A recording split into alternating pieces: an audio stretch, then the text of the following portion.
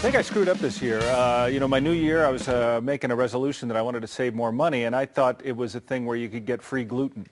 But it's the other way. You're talking about gluten-free desserts. Danette Randall here is our dessert diva.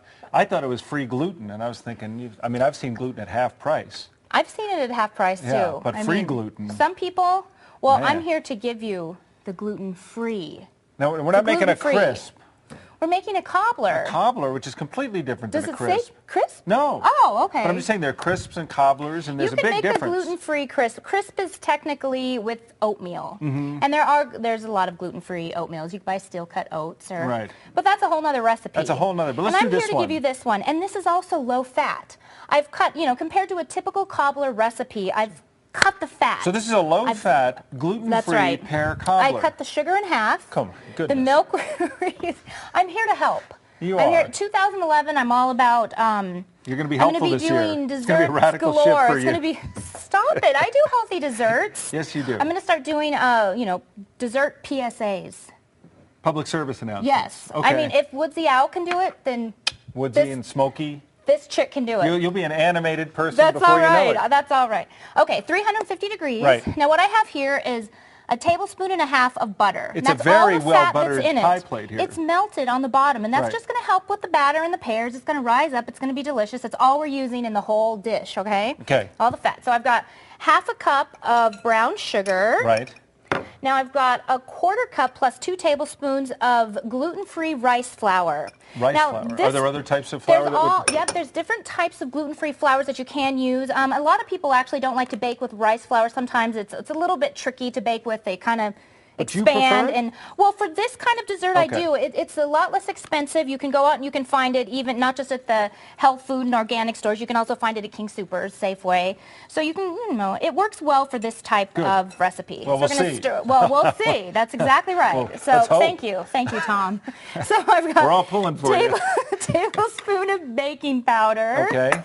Then we're going to do a tablespoon of cinnamon. We're saving a little bit of cinnamon for the top of the pears. Right. We're going to stir it. And one important thing about this recipe is it's all about the fruit. It's all about about the fruit. So we're using a little bit of sugar. So you want to make sure that when you're using your fruit, I use Anjou pears. They're a little bit sweeter. Can I ask you one thing? So you can use less sugar. I know we're not there yet.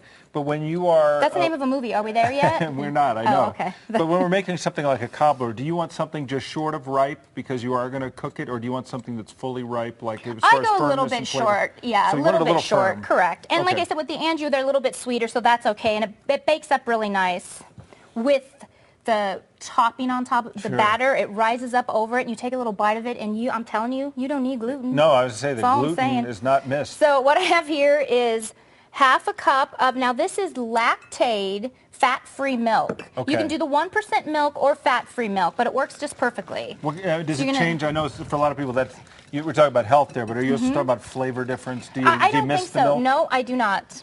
But you could use anything from whole milk on out. You can use whole milk if you wanted. This is just another way to save some fat. And also, many people that have gluten allergies also have some dairy problems, so this is the lactaid. Okay. So we're going to stir it up. Now what we're going to do is take it and pour it. I'm all about the people, Tom. Well, that's true. I'm just saying. That's what the people always say. She's all about us. So we're going to pour this into the pan. So these are Anjou pears. How many is this going to, Anjou pears will translate into that? Well, now that we're there, I'll tell you. I knew we would get there. So 3.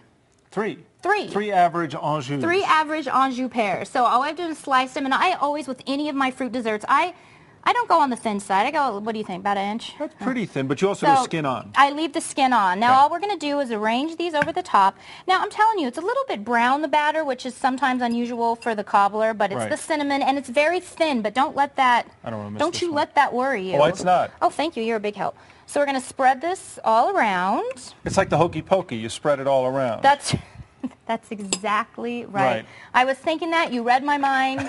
Tom, we've been together a long time. That's not good for you guys. Now we're going to take the top. We're going to sprinkle this with cinnamon. A little cinnamon. A little cinnamon. You're going to bake this 40 to 45 minutes. It's going to get nice, crispy, and crusty on the top. The pears are going to bake.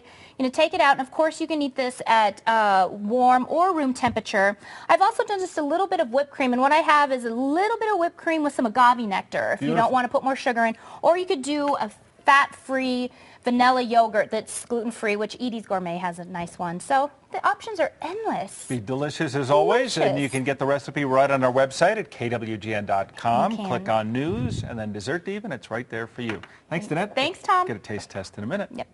Well, she was